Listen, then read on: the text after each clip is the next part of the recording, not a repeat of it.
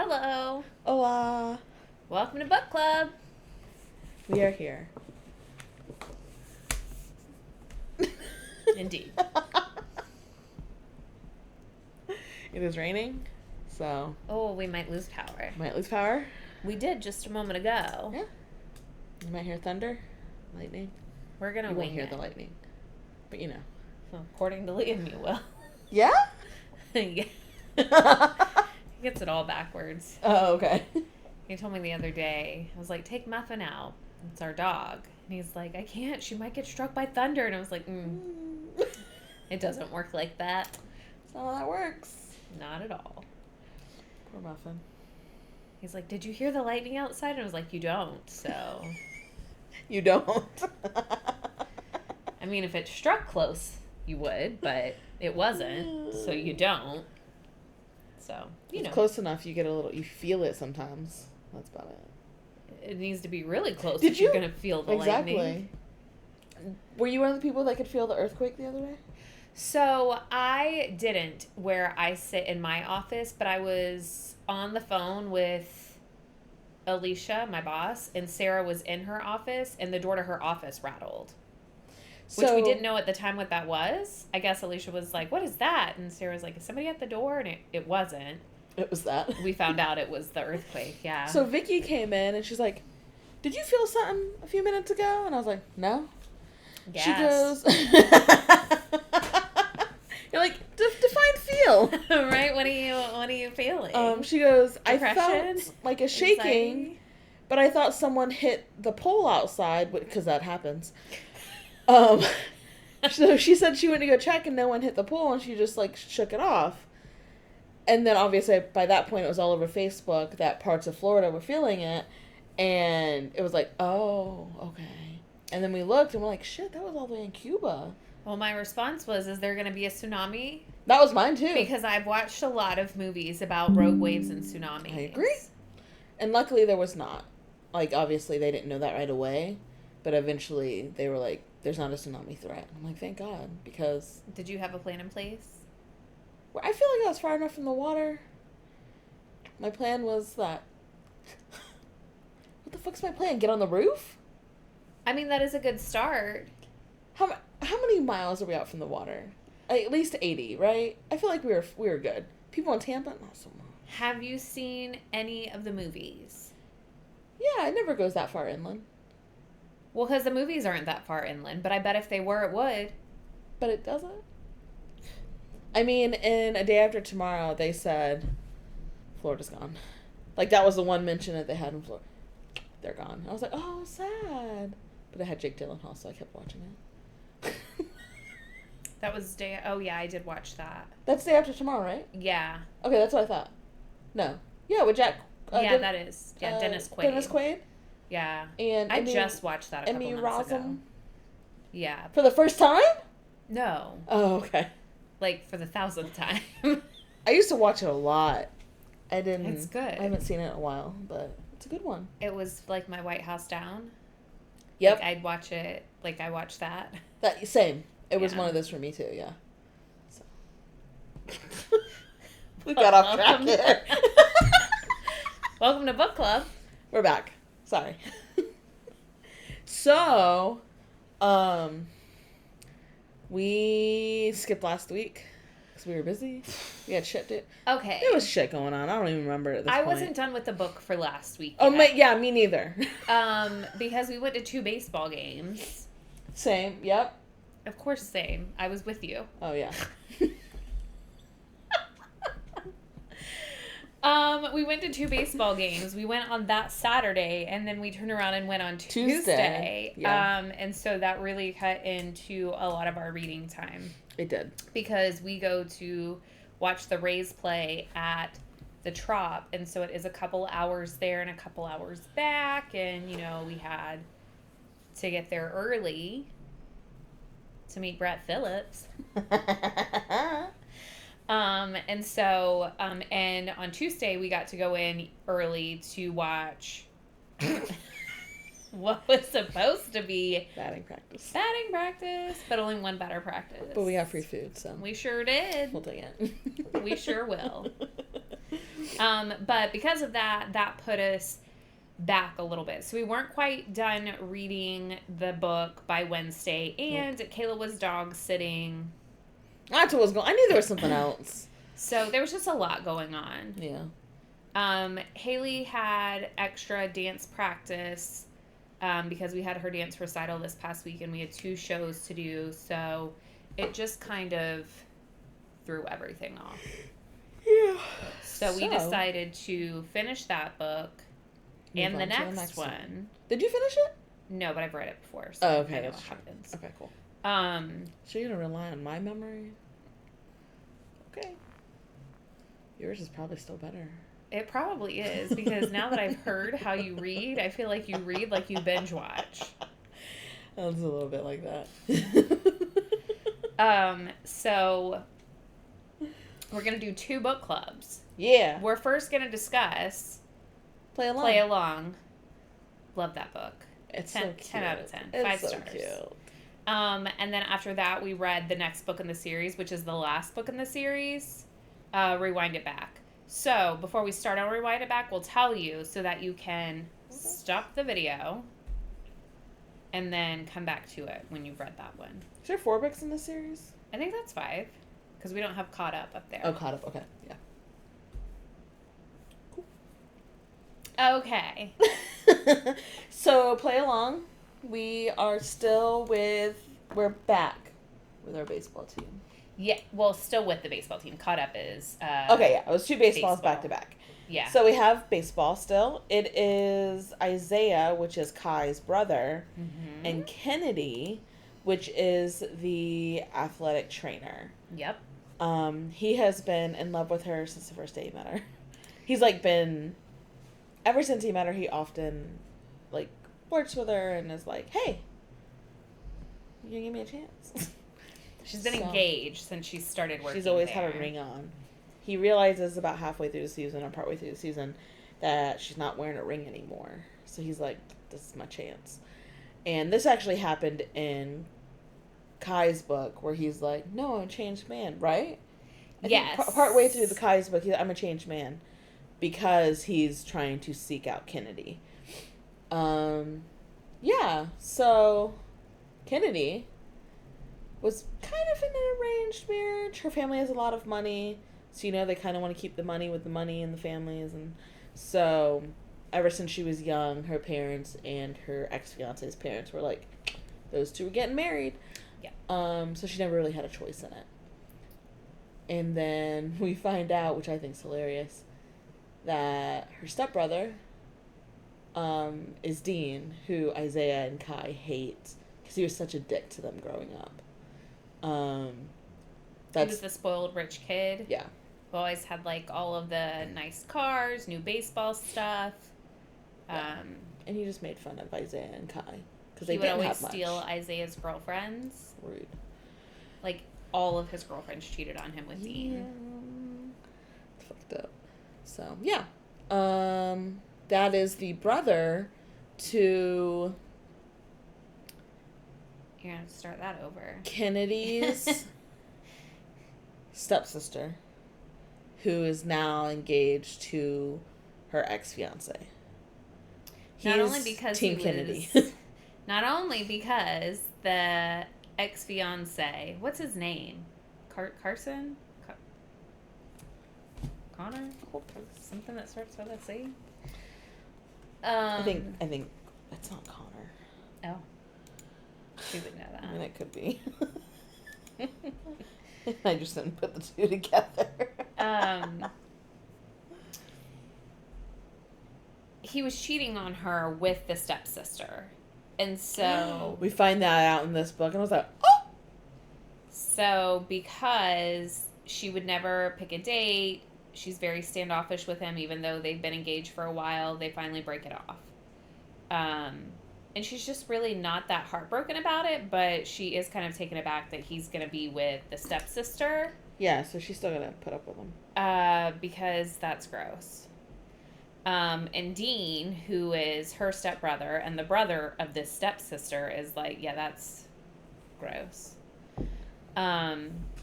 So a little backstory. She was hired on, supposed to be as the second doctor on this team, because they didn't realize that she was a woman. She put her name down as Kenny instead of Kennedy. And what is Connor? Fucking Connor. Such a dick. And the doctor hired her based off of her recommendations and credentials, and then resume. When she got there, because everybody that he talked to was like, oh, you know, I guess they didn't say she's a hard worker, but they were like, you'll really love Dr. What's her last name? Fuck Kennedy K. K. You'll really love Dr. K. You know, whatever the situation is, they didn't say she or he. And so the doctor hiring her did not realize that she was a she until she showed up for her first day of work. And then he was like, oh, no, that position's been filled. So he's a real asshat. Yep. And unfortunately, Isaiah overheard the whole thing. And so when she runs into the bathroom crying, Isaiah was also hiding in that bathroom. Because he goes to the women's bathroom to have his moments alone. Because there's no women, like, basically in the There's clubhouse. no women that work there. And then obviously that day she did work, and he's like, oh, this is my space. But then it was their space. It was their space. And so without knowing that he was a player, not a Playboy player, but like a player for the team, but also a Playboy player. Yeah. He kind of gave her some advice, and she decides to take the job. Unfortunately, it is not as the second doctor, but as an athletic trainer, which is way below her skill set. Yeah. But she's just trying to break into professional sports, which is difficult for women. Mm-hmm. And so she takes the job, engaged, unfortunately.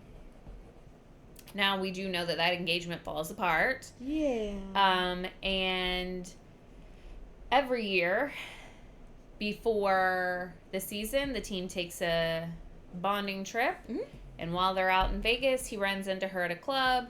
She's at the bachelorette party for her stepsister, who is marrying her ex-fiance and is like dying to get out of there. Yep. So he takes her out of the bar. Yep. She agrees to one drink. Becomes more than one. Basically, he's just like sweet talked her, and she's like, no, I'll have another. Because she's having a bad night. She's at her stepsister's bachelorette party of the guy that she was supposed to marry, which she doesn't really gone to that, by the she way. doesn't really care about. Like, her mom guilt tripped her, I think. Her mom is rude. So yeah, fuck her mom. So she's having a bad night, so she's just kind of drinking, but then it just gets out of hand. And what we get as readers is their thought process, but it's kind of like jumbled and skipped around because they're drunk. Because it is from their POVs. But as you're reading it, you're slowly realizing, like, oh, they're getting married. They keep talking about it like, we should get married because that would really stick it to them, because you're going to get married before they do. Yes. Like, it's so funny. In a drunk person's state of mind, I can see how that would Makes be sense. like, yeah, let's do that. Yep. So, of course, Isaiah's like, yeah. And Kennedy's drunk enough that, yeah. But he's also drunk enough that if he were sober, he would have never let it happen because he doesn't want to take advantage of her. But he's drunk enough as well that he's like, yeah, that sounds like a great idea. Let's do it. And then, of course, she's like, no, yeah, let's do it. So they get married. They wake up the next morning in his hotel room, still fully clothed. Like, yes, they did like not completely sleep together. passed out, and like they fell over into his bed because they were that drunk. And her phone is ringing like crazy because the bachelor party is like getting ready to fly home. He needs to get home because Kai's son Max is having his 2-year-old birthday party that day. And so that's when they realized, like, they actually did do this. And they're going to get an annulment. Yes, they're going to get an annulment. That's how they're going to fix this. They're going to hide it. It's going to be fine. Everything's going to be fine. It's not fine. It's not fine. she immediately gets a call, like, the very next day from the team owner. Yes. Or the team owner's assistant. Yeah. To come in now. And then Isaiah also gets a call. So they know that something is They're like, up. oh shit, they know. And she was very worried about losing her job. Yes. And did voice that to Isaiah more than once. Because obviously, if they have to lose one of them, they can easily replace a trainer. They're not going to get rid of their star shortstop. He has the highest batting average on the team, so they're definitely not getting rid of him. Yeah. So they go in and they're talking to the guy, and on his screen is a newspaper article that shows them coming out of the little chapel. It's tomorrow's newspaper article because he has an N with the Chicago Tribune, whatever. Like the publisher or something? Yeah. I don't know how anytime there's a big story with anyone from his team, they give him a heads up. They give him a heads up. So he's like, what the fuck's this? And it's outside of the chapel. Yes, it is. Right after. And they both look very happy. They do look happy. Isaiah says, well, he starts talking about, we have no fraternization. Well, I don't say that word well. Fraternization? Apparently I don't either. That was a good effort. They're not allowed to do that. And so he's like, unfortunately, we're going to have to let one of you go. And so he starts talking to her like he's going to let her go, which is what she knew would happen. And so Isaiah's like, absolutely not. We're married. We're in a relationship. Like, we're in this to win this. Like, yeah. Instead of, admitting that, like, this was a mistake to keep her from losing her job, he's like, no, we're going to do this. The reason why they decide to do that is because he's the only one that knows that she is a full doctor and should be working as a doctor, number one. And that she's being discriminated against at this job, and that doctor is awful to her. Talks awful to her, treats her awful. All the time. He's the only one that knows that. Nobody else there knows. So there's that. Other people have witnessed the way he treats her. Yes, other people have witnessed that, but they all think that she's a personal or an athletic trainer. Yes. They don't realize that she is qualified to be a doctor. Yeah. So, she has applied for other doctor positions, and San Francisco has reached out to her because their head doctor is going to be retiring. Yeah. And so they have reached out to her and want her to interview for the position. And they're down to, like, I think 3 people. Mm-hmm. So she's going to fly out there and interview, but she can't lose this job before that one. So their thought process is, okay, let's fake it for 6 months. And then she'll be gone. And then they can get, the distance didn't work and we'll just get a divorce. And then it's not like, this whole thing. It's not like this whole thing was a fake marriage. Yeah. It truly fell apart due to distance. Hold on, I'm going to see how to say this word. Fraternization or fraternization. Say it again. Fraternization or fraternization. Fraternization. Or Fraternization or fraternization. I don't know, I'm trying to say it with a fucking accent. Fraternization. Fraternization. They can't fraternize. Can you hear us, babe? My husband is not usually home for book club, but his schedule has changed, and so now he is, and he makes fun of us. He gets to hear this now.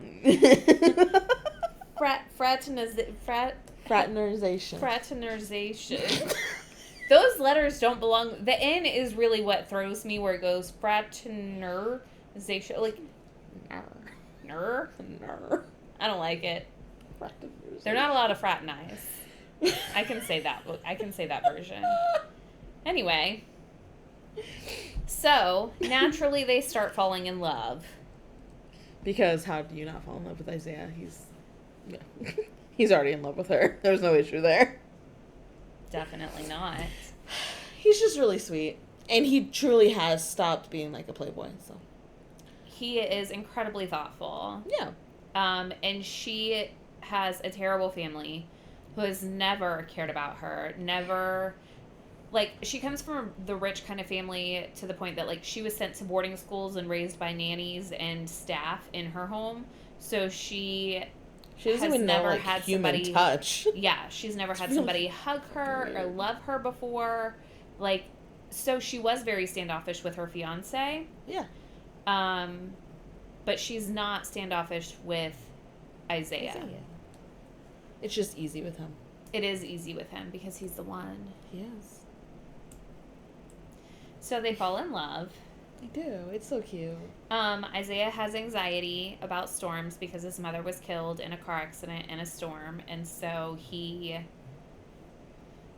panic dials everybody he knows when there's a storm near to confirm that they're home and that they're not leaving their house. And all of his friends just know and accept that. So, like, Cody and Travis on the team, he calls them to know that they're home. He calls Monty. Yes. To make sure that Monty's home and not going anywhere. Grandpa. And so she sees this and embraces it a little bit. Yeah. Makes him feel like he's not She, insane. she doesn't make fun of him. She, I mean, I would, but in a loving way. That's my love language. Same. I said something the other day to someone. He's like, "You're just making fun of me?" I was like, "It's said with love." It's my love language. They should add a sixth love language. And bullying. It's bullying. I guess I can go under it's a subcategory of words of affirmation. It's kind of the opposite, but you know. Yeah. None of the others have opposites. It's You true. have acts of service. There's no opposite to that, like for love. Taking shit away from you, like that goes under bullying. Yeah, no. So, yeah. They fall in love. She does get him some help for that anxiety. She does. And she presents it in a way that he's not intimidated by it, and in a way that makes him want to be like, okay, yeah, I'll try this.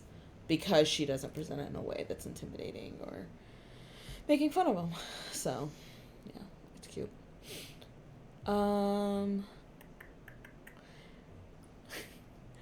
Dean and Isaiah do kind of make up.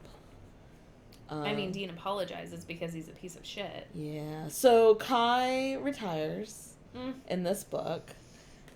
He got his 3,000th strikeout? Mm-hmm. He got his 3,000th strikeout, so they had a ceremony for him for, just like with the team and stuff. My mom said that Razzle Dazzle had like 13 strikeouts today. Dang! I know. We could have got Busch Gardens. So they have like a ceremony for him, and at that ceremony he gives a speech, and he's basically saying like, I'm retiring after the end of this season.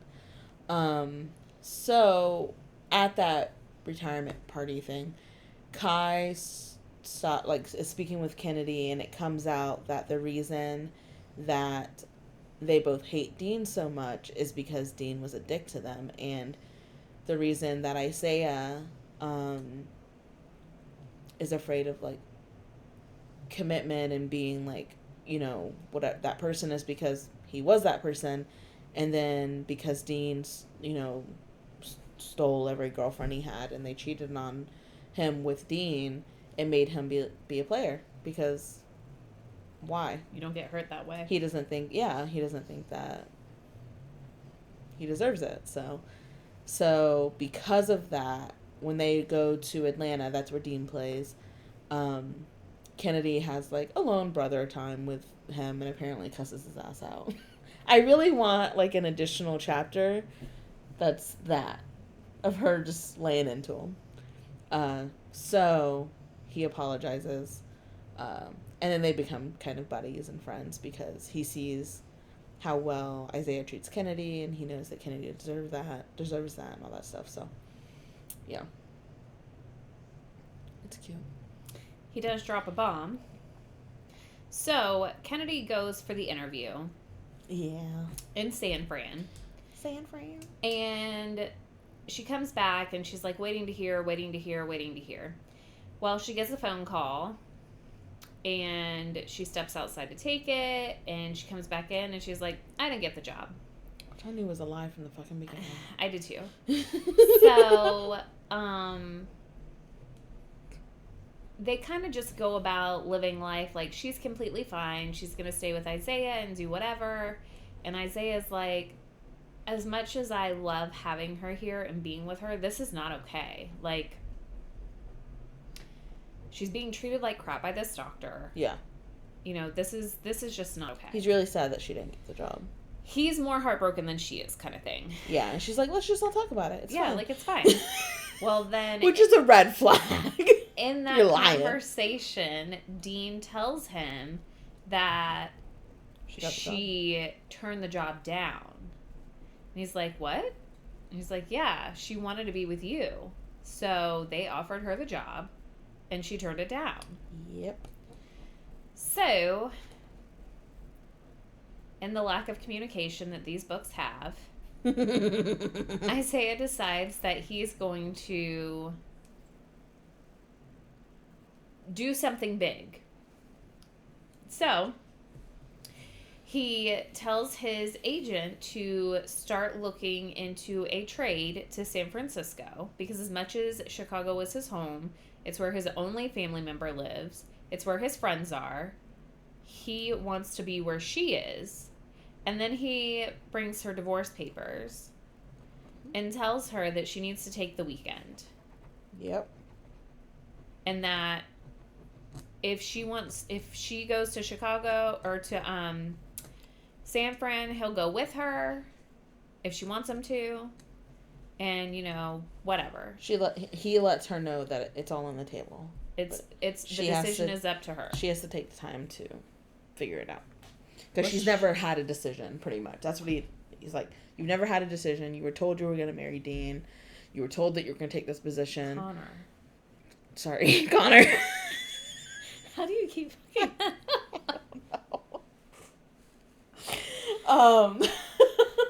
So, yeah, so he's like trying to be the good guy. I was like, no, you get a choice. If it's me, cool. But if it's not me, cool. The point is you get a choice.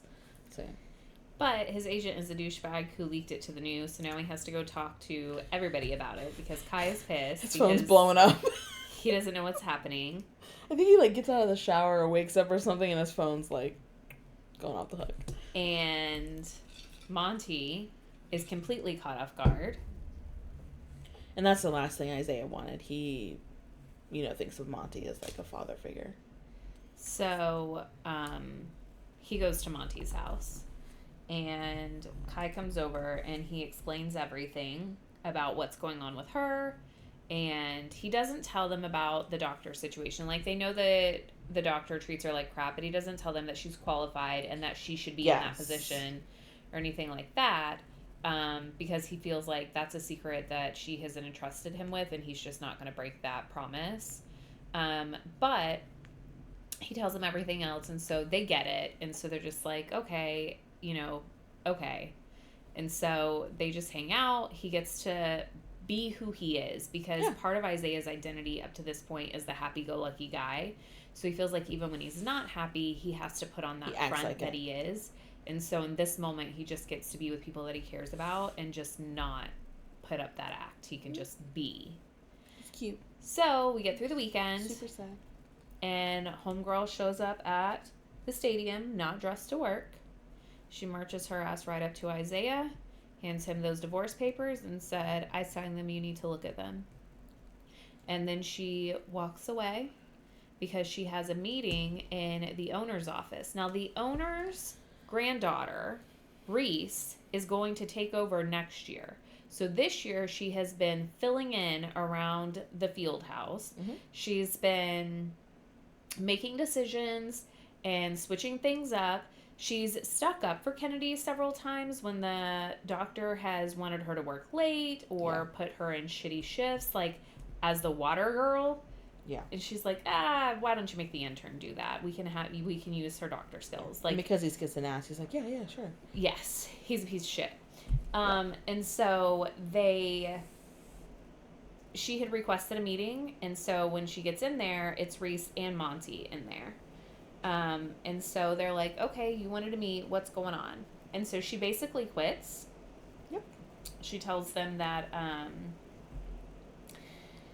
and she, at this point, she's still not going to San Francisco. She's just doesn't want to work there anymore. She doesn't want to work under someone who's she's far more qualified than the work that she's given. Mm-hmm. She doesn't want to work under that doctor anymore. She cannot take it for another day.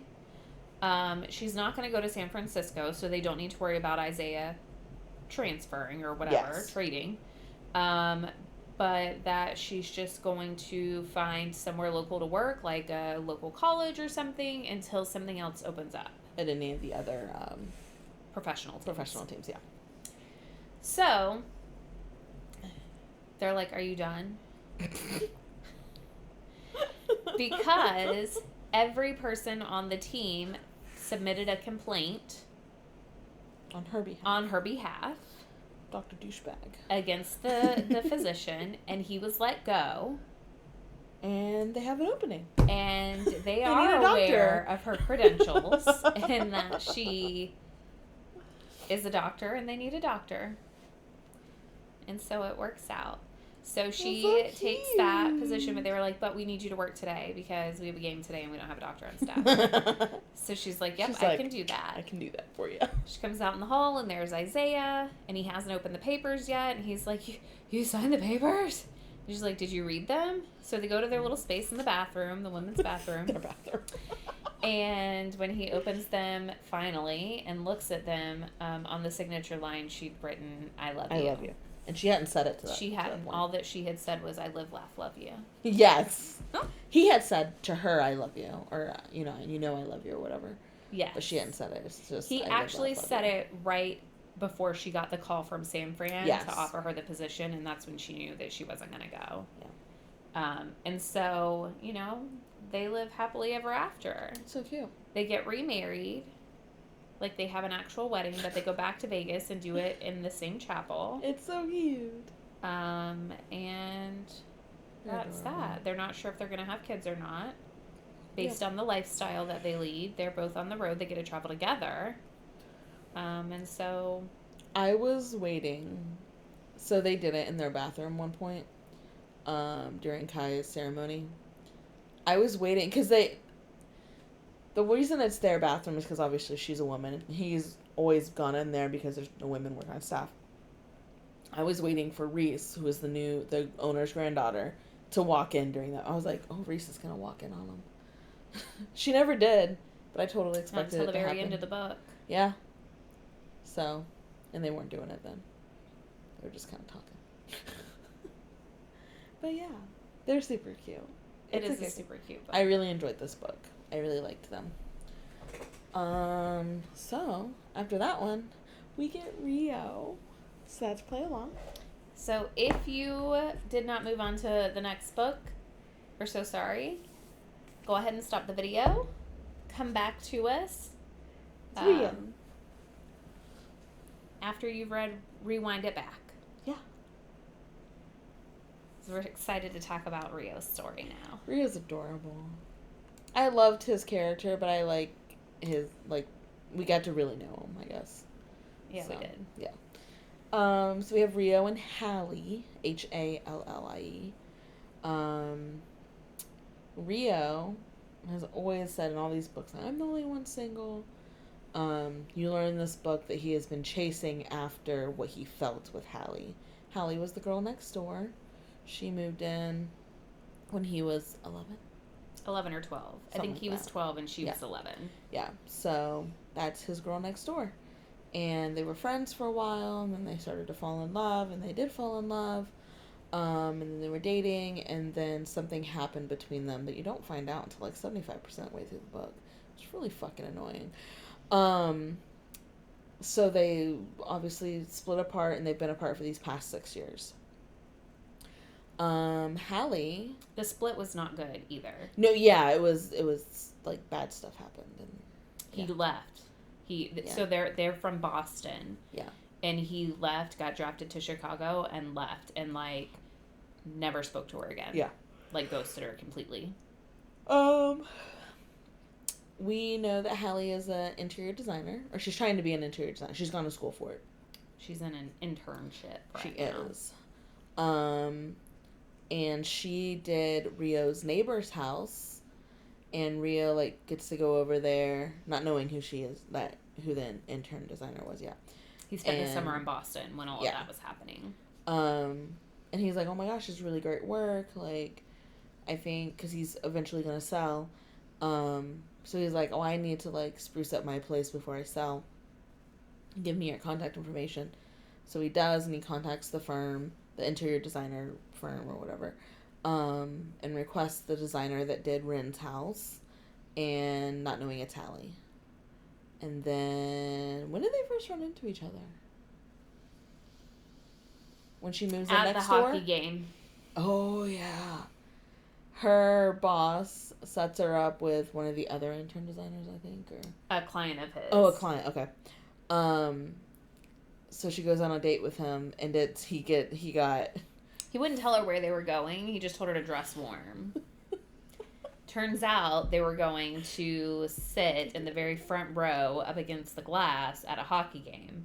And she's having a panic attack the whole time because she knows Rio's there. She's been, in Chicago for a while now. 6 months. And has avoided Rio this whole time. Like, she wants to avoid Rio.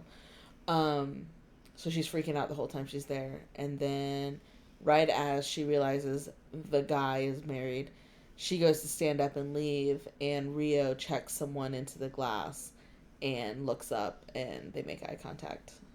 And so you get Rio's, like, POV of that. And he's like, is it her?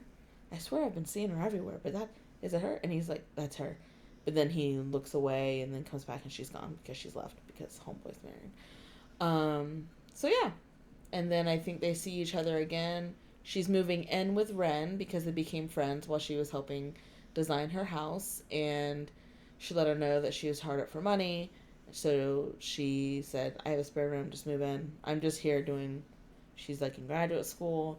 She goes, you have 2 different jobs, so we're never going to run into each other. Let's just do it, and you can have cheap rent. So I think he runs into her again when she's, like, moving in, or, yeah. Mm-hmm. It's that same night. Oh, okay, yeah. Because she was bringing in boxes. Yeah. Like, that was her plan, was she was going to park at her office, go on this date, and then go back to get her car at the office and get her stuff, the last bit of her stuff from her apartment. Yeah. And, of course, he gets home from the game, and he's like, the fuck? Yeah, it's not a nice... Yeah, no. Run-in. Because remember, they ended things badly. Mm-hmm. So, yeah. So, there's a lot of, like, I hate you, why are you here? You can't design my house anymore. Type of stuff. She has to go back. She tells the firm that, like, it's a conflict of interest. She can't design his house. They have a past. And basically the secretary to the owner of the company is like, listen, you need to do one more project as an intern if you want to get hired on here. Yeah. So you need to go back to this person and figure out how to make it work. Figure it out. So she goes back to the stadium. She sucks it up. To beg for him to let her design his house. And he pretty much is like, nah. Yeah, he definitely says no right away. He's but like, then nah, bro. I'm going to have to think about it. And of course, then he tells the girls, and Indy is like, well, don't you want to help her? Wouldn't that be so nice? Like, little matchmaker Indy. Yeah. And so he does agree for her to do it. I think he finds out that she has a second job, too. Not right away. No, okay, no. Because that's right, because he thinks that she's dating the whole time. Yeah. Okay, like, yeah. she's like, I have to be done by 5. Like, her evenings are not available. And so he thinks it's because she's with a guy, when in reality, it's because she's working at the bar. She has a second job. But they have, one of their rookies, like, scores a goal or something. And so they go out to the bar of his choice to celebrate. And it just so happens to be the bar that she's a bartender at. The rookie has the hots for her. And that's when Rio realizes that she is working a second job. She's not dating. This is what she's been doing. Yeah. So he's like, why are you working 2 jobs? And she's like, it's not really any of your business. Pretty much. And they continue on in this conversation, and she's basically like, I have a lot of debt. And he's like, why? And she tells him again, it's not your business. So. Fuck off, ghost. Yep. He ends up staying until she gets off work, and then when she goes out to her car won't start, so he drives her home. And that's when they kind of start building this friendship. Rekindling, maybe? Yeah. The friendship. So. I feel like it's pretty quickly once they start talking that Rio's like, yeah, no, I'm not friends with her. Because this is his love that he used to have with Hallie is what he's been chasing after for the past 6 years. Like, that's what he's trying to find with everyone that he goes on a date with. He goes on dates, but he only goes on first dates. Because it's not Hallie. Yep. His parents were together since they were 12, and he reminisces about this beautiful relationship that they had, but they end up divorcing when he's 20 or 21. 20, I think. Yeah. Something like that. And so he's just like, love doesn't exist. It's not a real thing. And at the same time, he's like, but it is because I had it. Yeah. So he's like torn between it's not real, but it is real. He's just messed up, basically. He wants it, but he doesn't know how to find it with anybody else. And he doesn't want it with her because he's mad at her. But then as he spends time with her, he realizes that he's not really mad at her. He's mad at the situation. He was mad at the situation. He was upset for his mother. And he's just mad at his dad. And he took it out on her. He did. So... like I said, it's like 75%. Actually, I think this is the chapter. So 89% way through, you find out what the hell happened. Actually, it might be a few chapters before this. So, yeah. No, this is where she tells his mom. Right, but... So we get the gist of it before, at least. You get an idea. You don't really know. Yeah. You get an idea, but this, in the last chapter, she sat down with his mom, and so this is where she flashes back to what actually happened. Oh, yeah, this book, you get Haley and Rio POVs, but you also get Haley and Rio POVs at different ages. From 12 to 19. 19, 20, depending on which one it is. So... Hallie... He does find out about her dad... Yes. Early on. He leaves a game in Boston to go to Minnesota. One of the end states. Because he finds out that her dad is in the hospital. He doesn't know why. He just knows. So he's like, I have a family emergency, I'm leaving. And he does. He goes to the hospital. It's a big deal because he wants to do well in front of Boston because he's hoping to get signed by Boston in a trade. He hasn't signed his extended contract with Chicago yet because he wants to go back home and play for Boston, or at least that's what he thinks. It's been his dream. His mom lives there. His mom's all alone, so he's like, this is the right move right now. So yeah, so he finds out that her dad has cancer, or had cancer, twice in that 6-year span. Yes. So he talks to the dad in the hospital, and he's basically like, you guys found each other again. Don't let it go to waste. So that's a little bit of that. And then you get Hallie's POV of what happened basically those 6 years. So she found out her dad had cancer. And then almost immediately, like a couple weeks later, I think, walked in on her mom walking out of Rio's parents' room. With his dad.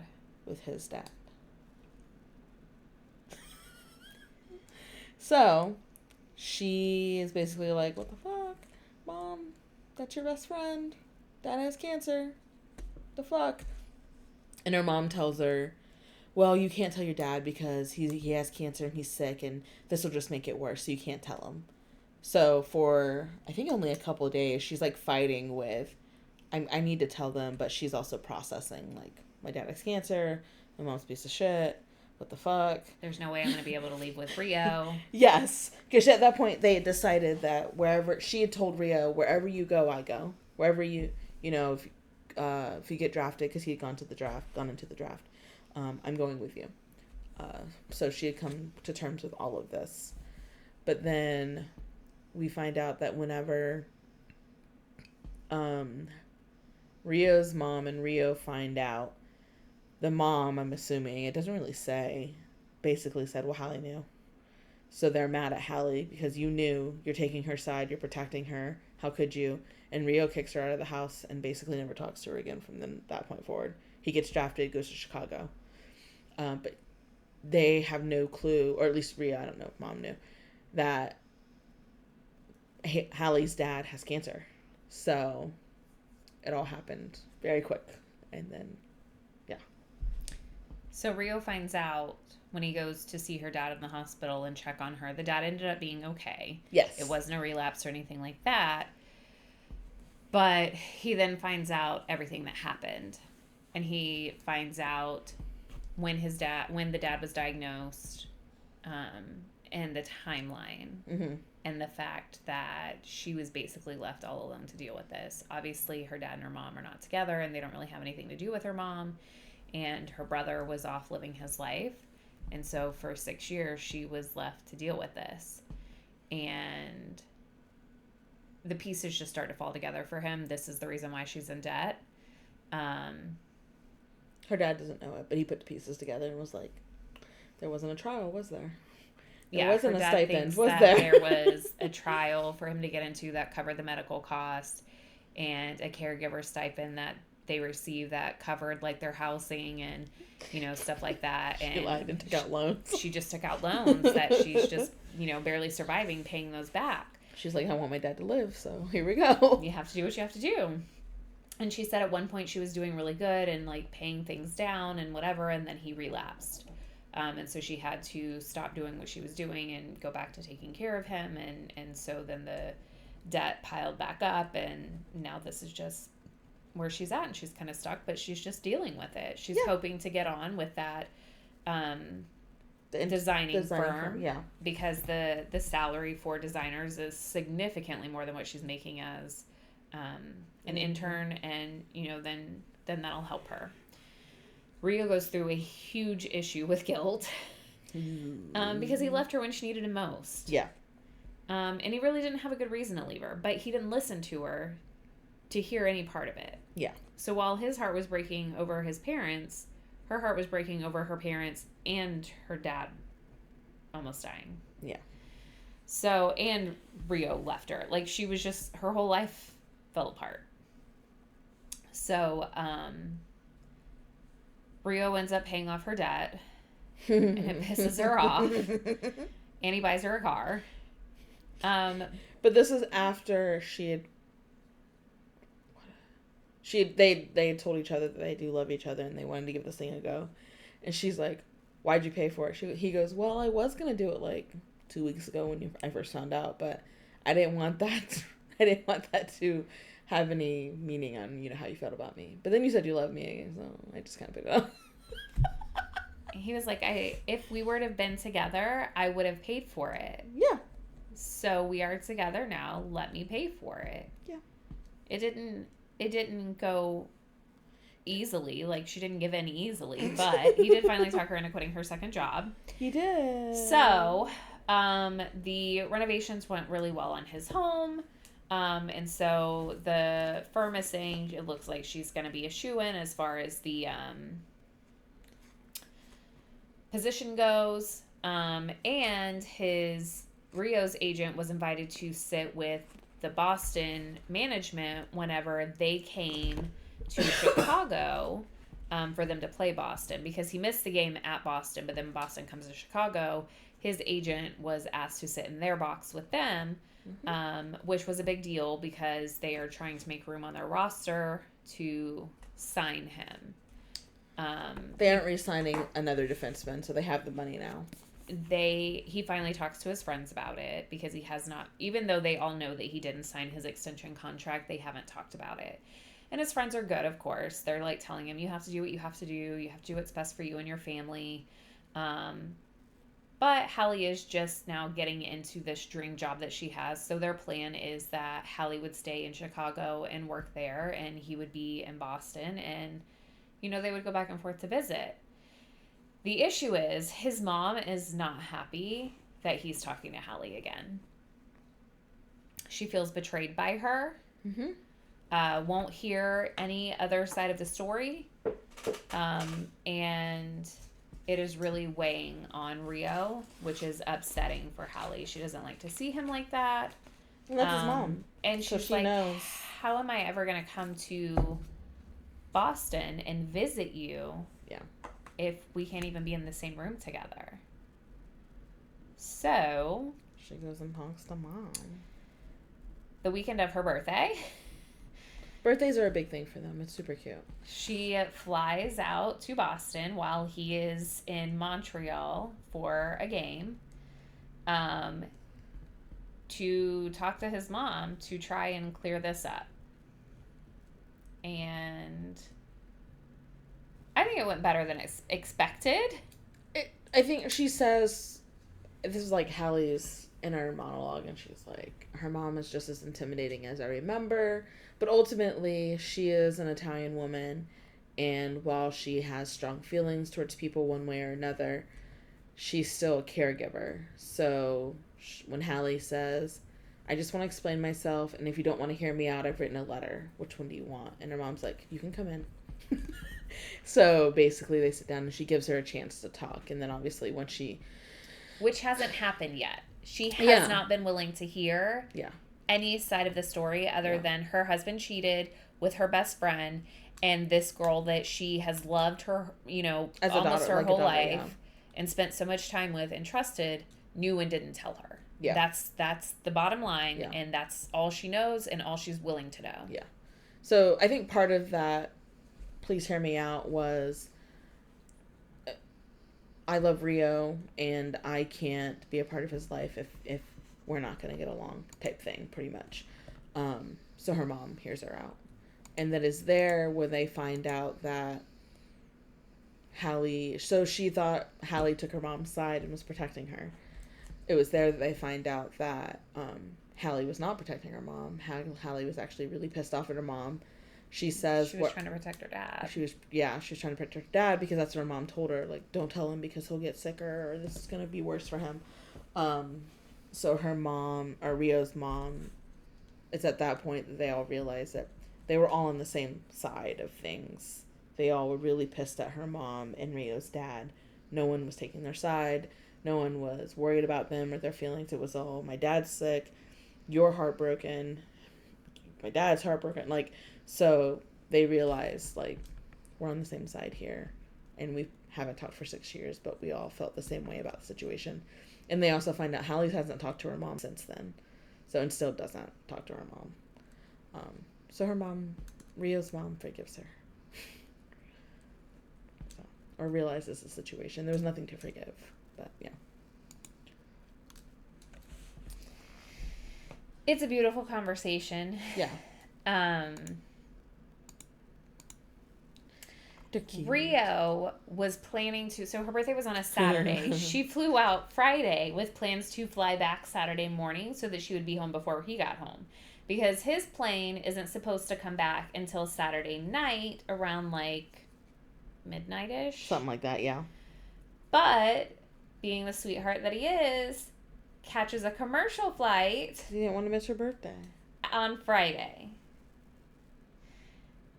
But then as he's texting Ren to say, hey, heads up, I'm coming home early to surprise Hallie for her birthday, Ren says, oh, she's not here.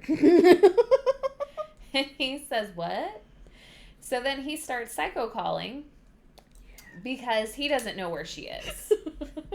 And he checks with the girls, and they haven't heard from her. And he calls Luke, the brother, and she's not in Minnesota. And so, eventually, he finds out where she is. So, he goes to Boston. Yeah. And he finally gets to see both of his girls. Yeah. because he is a mama's boy. He's Italian and a mama's boy. I don't know if you've seen Benny from the Jersey Shore. He's the only child. Like, yeah. Benny from the Jersey Shore is a mama's boy. Rio is a mama's boy. So all is happy. They're all good. Everybody's good. Mm-hmm. I like, so this is the last book in the series. There's a part of the epilogue where Rio is basically going through everyone's love story, and it's just the perfect ending, because he's going through everything, and it's super cute. They have his housewarming party. Yeah, because his house is now done. And he had been kind of dreading having a housewarming party up to this point because his mom and his girl couldn't be in the same room. But now they can. So Hallie moves in with them. And the whole thing about the house, as they were going through their relationship, she's always wanted to be an interior designer, and they always knew that they were going to be together. And so she would say, like, when we have our own house, we're going to do this and this and this. And he would always agree because, you know, whatever she wants. And so he, even though they weren't together, bought the house that he had told her he was going to buy. Yeah. A blank slate for her to do whatever she wanted to. The renovations, every time she would say, okay, well, you need to make a choice because we could do this or we could do that. And he's like, oh, I'm not good with these things. What would you do? And she was like, well, if it was my house, I would blah, blah, blah. And he's like, well, let's do that then. And so they together have designed this house to be her dream house. Yeah. Because he promised her he would give her her dream house. And so now she's moved in with him and they're living in their dream house. It's cute. It's so cute. It's adorable. So many little details in these stories. I like it. I liked, so his number growing up was 83 because as a kid he couldn't figure out a number, but his birthday was August 3rd, so he did 83. Well, throughout most of the book, Hallie's like, when'd you change your number? Why'd you change your number? And he was like, I don't know what you're talking about. Because his number is now 38. And throughout the whole book, we know her birthday's in March. And at one point we hear that it's early March. Finally, we figure out that it's March 8th. And I was like, oh, that's her birthday. His number's not her birthday. It's also my husband's birthday. So there's this whole thing of her trying to figure out how, like, she thinks that he forgot her. Well, that's one of the moments where she's like, he didn't forget me because his number changed to 38. There's a whole conversation of, like, all the athletes. Where'd you get your number from? Where'd you get your number from? And then it gets to Rio, and Rio's like, so we can change the subject. She goes, no. Where'd you get your number from? And then they figured out that it's her birthday. So they also, the reason why the book is called Rewind It Back. Yeah. Every year on her birthday, she makes a mixtape. And then it becomes CDs, and then it becomes playlists of all the important songs from her year. So if there's an important moment, something big that happens, she'll just put on a song, any song, whatever's on the radio, whatever. And that song will forever be tied to that memory, that moment. And so at the end of the year, she would make mixtapes. I thought you were going to give me pizza.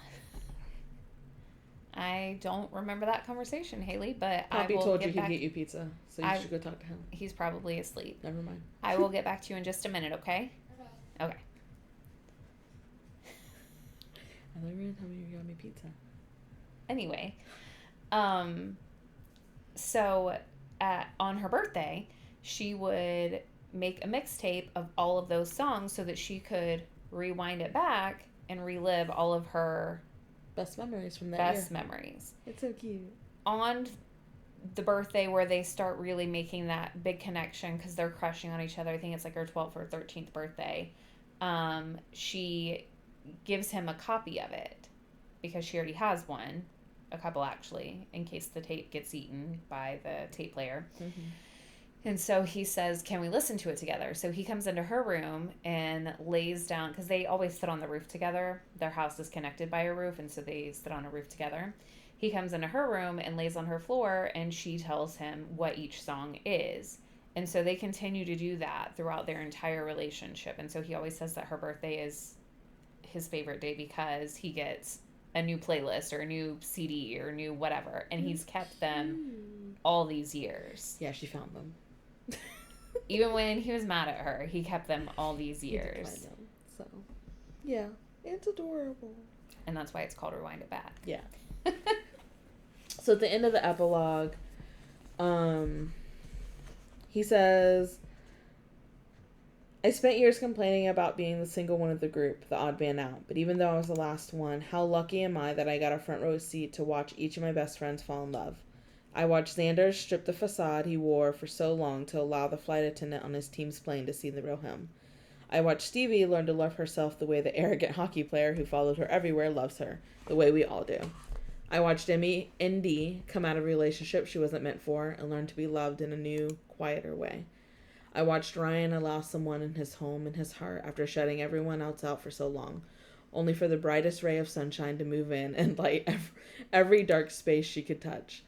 I watched Kai learn to ask for help, only for that help to come in the form of a firecracker pastry chef who taught him how to have fun again. I watched Miller stop running and grow roots rather than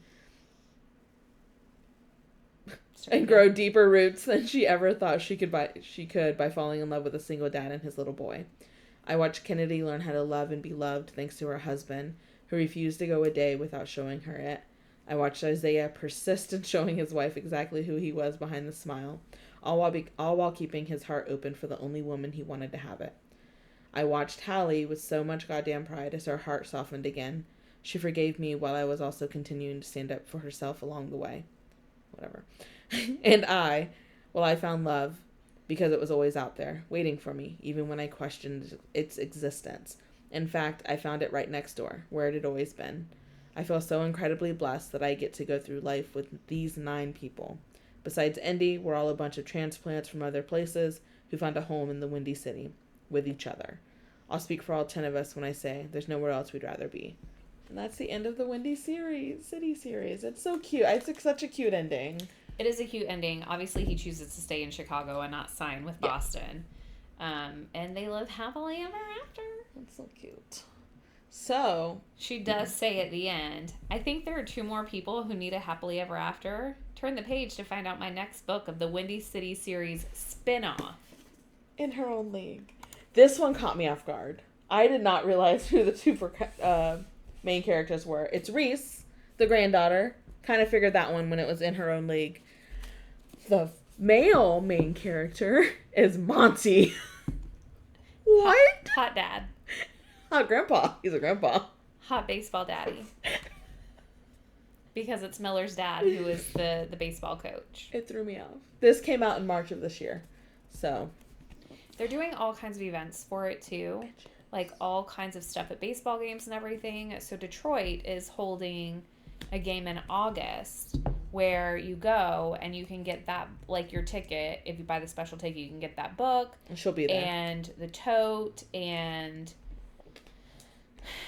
all kinds of things. And I just really wish that I lived closer to... Chicago held a day for her too, because it's the Windy City series.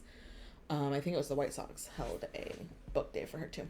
So, so after this one, this is just a spinoff one book. After, she's also writing another series about the Wilder brothers, and then the epilogue of this book, you learn a little bit about the Wilder family, not just brothers, but the Wilder family. They talked about them too in a chapter I just read. Yeah, at dinner. Yes, because Ryan Shea is in love with one of the Wilder crews, I think, and he actually gets to meet him because he invites them out to the housewarming party. So I put it here. Cruz Wilder was the one who owned the house. Ren is his sister, so she could go to school without having to pay rent.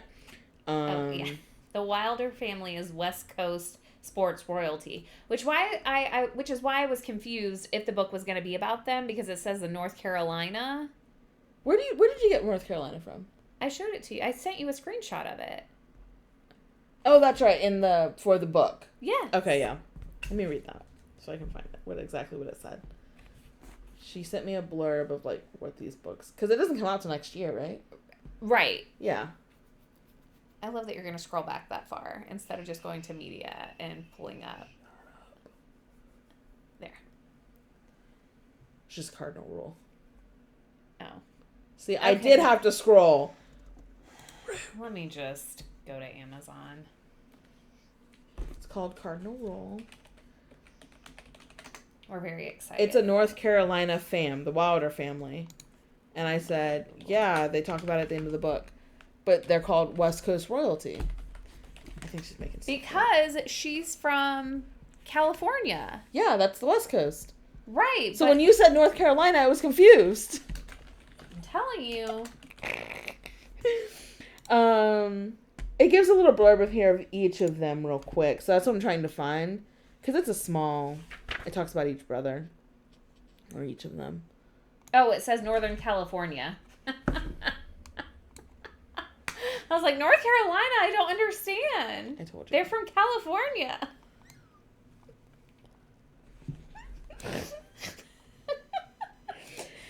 It's right here. So it says, let alone the whole town. Kennedy cuts in. How close are you to San Francisco? Not too far, but far enough that it doesn't feel anything like a big city. We live in a pretty small town, but our family's land is large enough that we each have our own slice of it. Soon all four of us will have our own homes, but my brothers and I each have our own place in the city too, so we don't have to commute every day.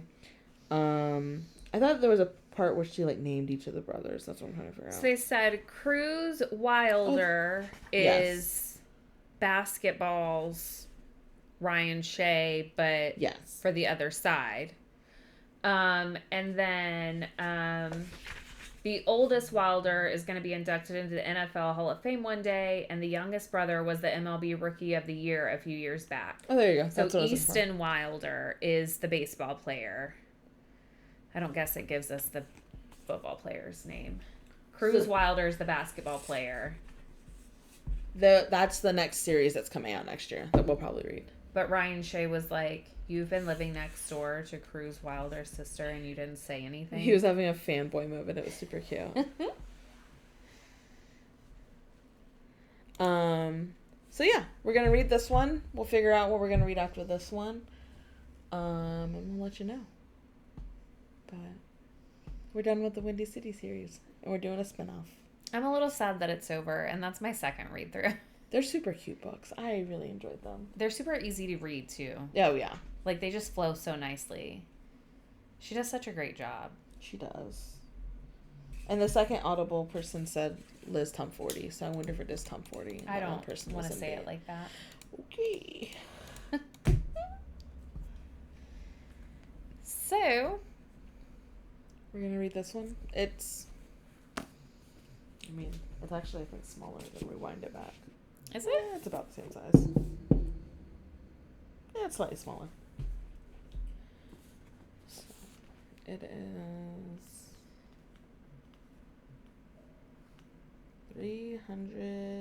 400 pages. There you go. 400 pages. So, looky at her. I know, she's so cute. She's adorable. That's the author. Liz Tomforde. Liz Tomforde. Not doing it. It's probably wrong. It's like an AI voice that reads at the end of it, it feels like. So Yeah. probably wrong. Not doing it. Liz Tomforde. We'll be back next week, and we'll talk about In Her Own League. Not to be confused with the League of Their Own. Because I almost confuse them every time. Same. It's fine. It's fine. Okay, bye. Bye.